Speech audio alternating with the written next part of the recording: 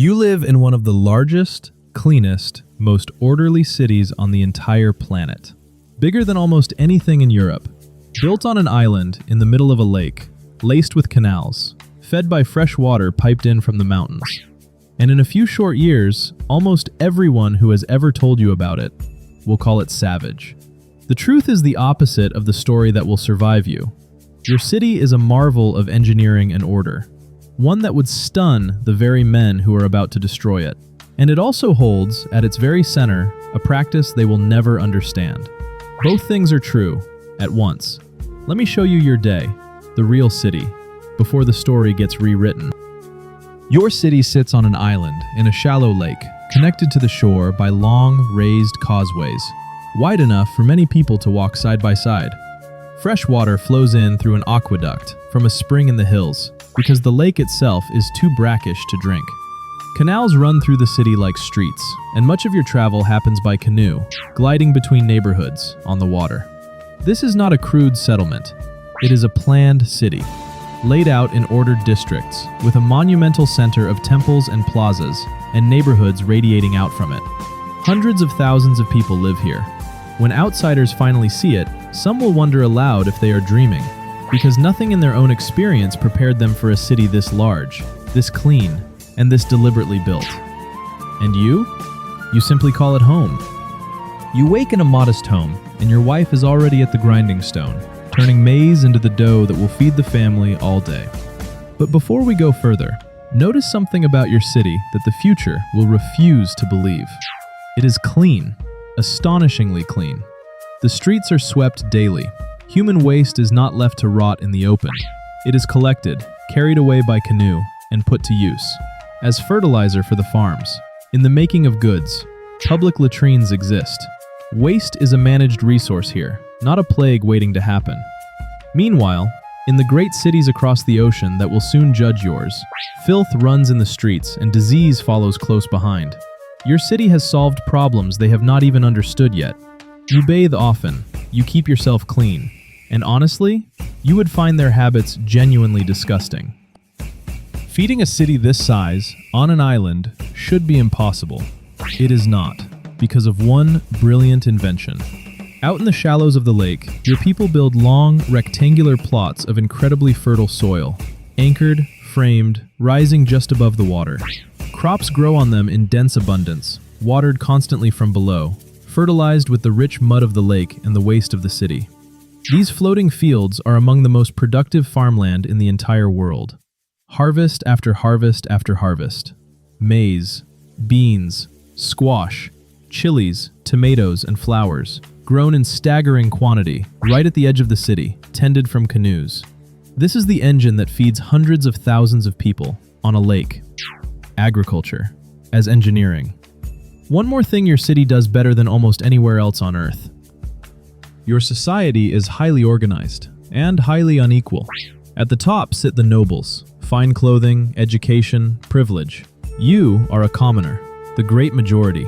Your life is bound to your local district, a kind of neighborhood clan that organizes work, land, schooling, and duty.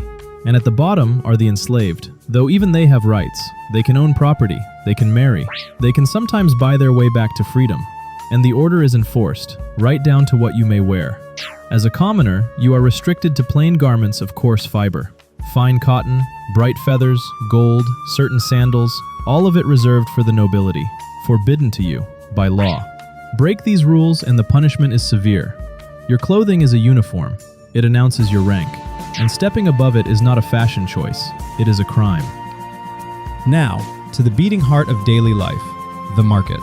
And there is nothing modest about it.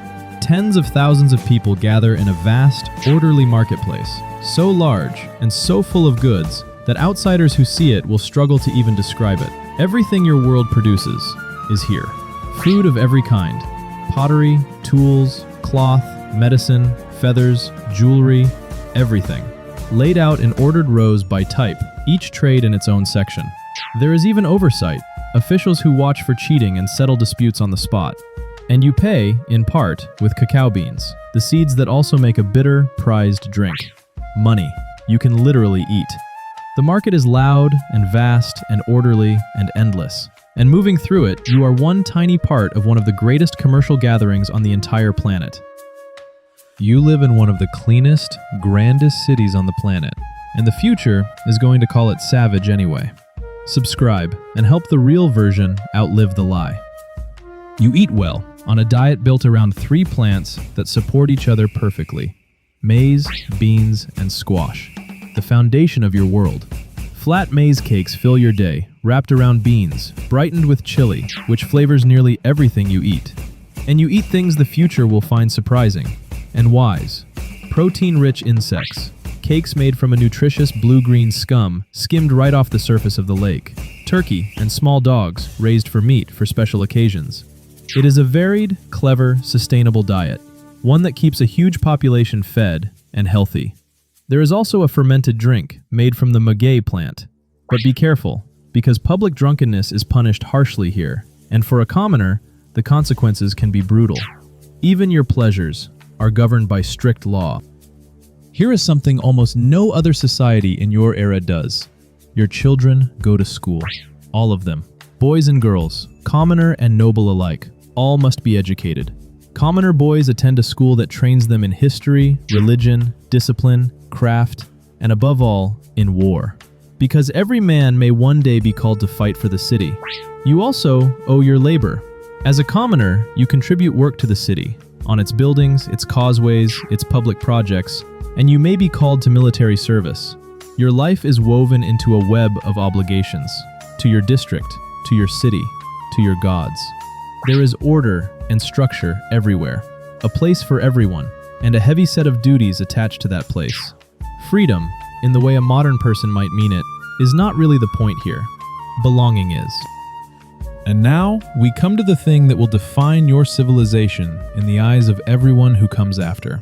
At the center of your city, and your religion, stands the practice of human sacrifice. To understand your day, and your world, you cannot look away from it, and you cannot pretend it was small. Here is how you understand it, from the inside. You believe the sun itself is locked in a cosmic struggle, that it needs to be nourished, to keep rising, to keep the world alive. And the most precious offering, the one that sustains all of creation, is human life and human blood. Sacrifice to you is not cruelty. It is a sacred duty. It keeps the universe from ending. Many of the offered are captives taken in war, which is one reason war is woven so deeply into your society. It is terrible, by any measure the future will use. And in your mind, it is the most important work being done anywhere on Earth, the price of keeping the sun in the sky. So hold both of these in your head at the same time, because your world demands it.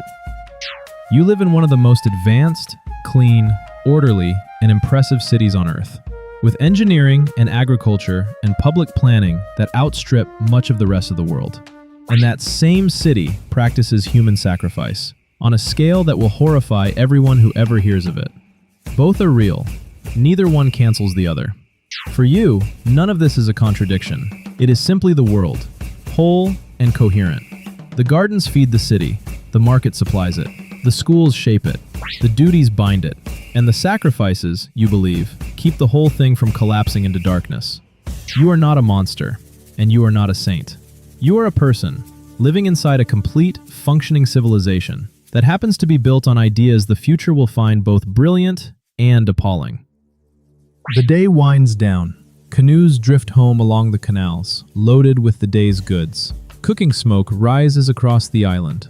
The great market empties. Families gather. And you return to your modest home, to maize cakes and the quiet talk of a family at the end of a day, in a city that hums with hundreds of thousands of lives, doing exactly the same thing. You have no way of knowing that this world is about to end, that strangers will arrive across the water, that disease and war will empty these canals, that your magnificent city will be pulled down and built over, and that the people who destroy it will write the only history most of the future will ever read. But tonight, none of that has happened.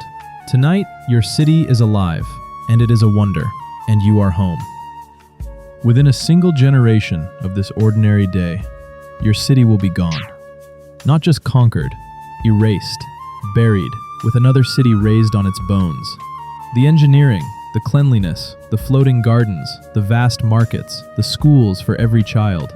Most of it will be forgotten, and your entire people will be reduced, in the stories told by the victors, to a single word: savage. That is the cruelest theft of all. Worse even than the conquest itself, the theft of the true story.